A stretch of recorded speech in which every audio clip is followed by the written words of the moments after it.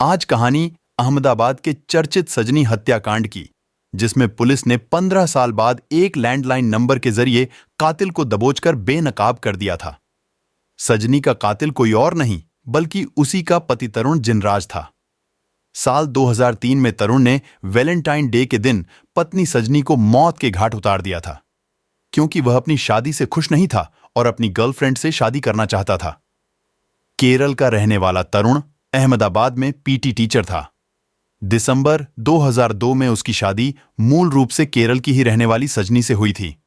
साल 2003 में Valentine day दिन अहमदाबाद के बोपल इलाके में एक कत्ल हुआ। घर की तीसरी मंजिल पर एक महिला की लाश थी और शख्स बगल में बैठा रो रहा था। यह शख्स तरुण था। सूचना मिलते ही पुलिस पहुंची और पति तरुण से सजनी के मर्डर के बारे में पूछताछ की।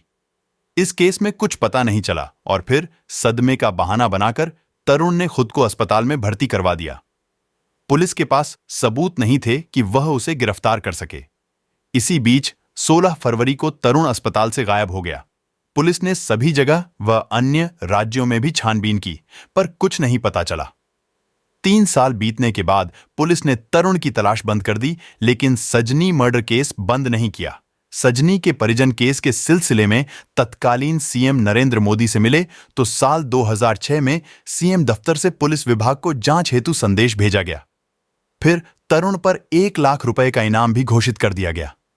इसी क्रम में पुलिस तरुण की प्रेमिका से भी मिली, जिसने बताया कि 16 फरवरी को तरुण ने फोन कर शादी के लिए कहा था, लेकिन मैंने एक कातिल से शादी करने से मना कर दिया था। कई साल बीतने के बाद 2016 में पुलिस को तरुण की प्रेमिका से पता चला कि तरुण जैसा एक शख्स उसके दोस्तों को दिल्ली के एक मॉल में दिखा था। इसी दौरान पुलिस ने फिर से उसके करीबियों के कॉल डिटेल निकाले तो पता चला कि तरुण की मां को बेंगलुरु के कॉल सेंटर के लैंडलाइन से फोन आया था। जब इस नंबर की जानकारी निकाली गई तो पता चला कि यह फोन किसी प्रवीण भटेले द्वारा किया गया था। पुलिस को संदेह बढ़ा तो उसने प्रवीण भटेले के बारे में जानकारी जुटाई। जांच के दौरान क्राइम ब्रांच को पता चला कि प्रवीण भटेले कोई और नहीं बल्कि वह तरुण ही था। चौंकाने वाली बात थी कि तरुण ने बेंगलुरु में दूसरी शादी भी कर ली थी और उसके 2 बच्चे भी थे। तरुण ने जिस टीम प्रवीण भटेले की पहचान चुराई थी वह तरुण का ही पुराना दोस्त था। इस सारी जानकारी के बाद तरुण को गिरफ्तार कर लिया गया था।